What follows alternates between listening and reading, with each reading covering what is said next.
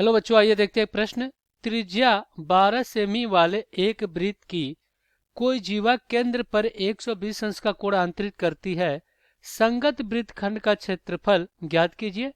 पाई बराबर 3.14 और वर्गमूल में 3 का जो मान है 1.73 का प्रयोग कीजिए। तो हम क्या करेंगे, यहाँ पे पहले मुख्य अवधारणा लिखेंगे। मुख्य अवधारणा, तो ये क्या होगा इस प्रश्न के लिए। तो देखिए, हम क्या करेंगे, सबसे पहले एक वृत्त बनाएंगे। ये आपका क्या हो गया, एक वृत्त हो गया जिसका केंद्र O है और ये एक जीवा है।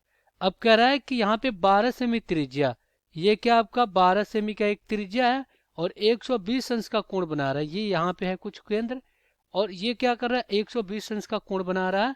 ये जो कोण बना रहा है वो क्या हो रहा है, 120 अंश का।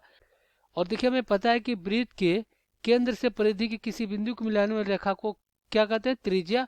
तो ये देखिए क्या हो गया, ये आपका त्रिज्या हो गया 12 सेमी और ये भी क्या हो गया 12 सेमी। अब हमें क्या करना है, ये वृत्तखंड बताना है, इसका क्षेत्रफल बताना है कि क्या होगा। तो हमें पता है कि वृत्तखंड का क्षेत्रफल, वृत्तखंड का क्षेत्रफल क्या होता है, ये होता है आर का वर्ग, आर का वर्ग और बटा में 2 और कोष्टक में क्या होता है, ये होता है पाई गुणे थीटा बटा 180 और माइनस आपका होता है साइन थीटा, ये होता है।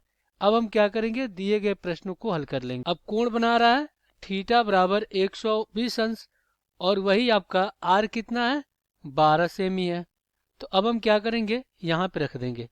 चलिए, तो ये क्या हो जाएगा, अगर इसको हम ए मान लेते हैं क्षेत्रफल को, तो ए बराबर 12 का वर्ग और बटा में कितना 2 और बड़े कोष्टक में पाई, पाई का मान कितना रखना है 3.14 और गुणे में थीटा 120 और बटा में कितना 180 और माइनस साइन कितना हो जाएगा 120 अंश। अब इसको कोष्टक में बंद कर दे रहे हैं।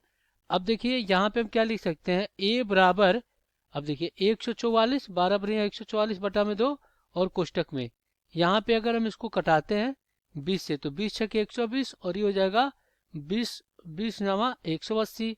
पुनः हम 3 से विभाजित करेंगे तो 3 दूना 6 और ये हो जाएगा आपका 3 त्रिका 9।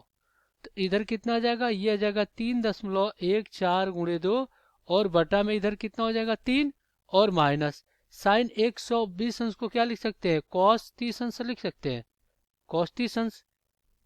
क्योंकि हमें पता है कि साइन 90 अंश प्लस थीटा आपका क्या होता है, ये होता है कॉस थीटा। तो इस प्रकार हम लिख सकते हैं साइन 90 अंश प्लस 30 अंश 120 अंश होता है और ये हो जाएगा आपका कॉस 30 अंश। तो ये हो गया, और कॉस 30 अंश का मान कितना होता है, वर्गमूल में 3 बटा में 2।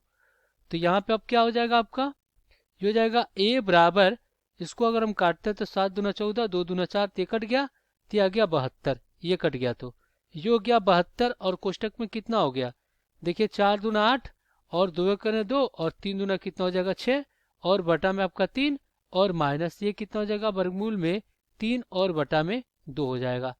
अब यहाँ पे देखिए क्या हो जाएगा, तो यहाँ पे आपका हो जाएगा ए बराबर 72 और कोष्टक में अगर हम क्या करें 3 और 2 का लघुत्तम कितना हो जाएगा 6 हो जाएगा। 3 और 2 का लघुत्तम कितना हो जाएगा 6 हो जाएगा।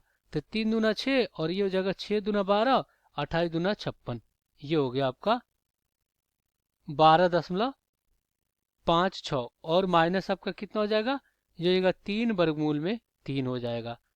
अब यहाँ पे क्या हो जाएगा, a बराबर 72 बटा में 6 और कोष्टक में क्या हो जाएगा 12.56 और माइनस 3 गुणे 1.73 वर्गमूल में 3 का मान यही दिया है, देख लेते हैं एक बार 1.73। चलिए ठीक है। अब यहाँ पे क्या हो जाएगा 12 छक्के 72, तो यहाँ पे a बराबर कितना हो जाएगा 12 और कोष्टक में देखिए 12.56 और माइनस यहाँ पे क्या हो जाएगा, अगर इसका गुणा कराते हैं तो देखिए 3 त्रिका 9 और फिर यहाँ पे क्या हो जाएगा 7 त्रिका किसके एक हाथ में आया 2 और 3 करें 3 2 5, ये हो गया इस प्रकार। अब यहाँ पे ए बराबर कितना हो जाएगा 12 और गुणे में घटाते हैं तो कितना आ जाएगा, ये आ जाएगा आपका 7.37। अब इसका गुणा करा लेते हैं तो ए बराबर कितना हो जाएगा, अब यहाँ पे गुणा कराएंगे तो क्या हो जाएगा 88.44 सेमी वर्ग हो जाएगा, सेमी वर्ग। तो आशा करते हैं बच्चों ये प्रश्न आपको समझ में आया होगा। धन्यवाद।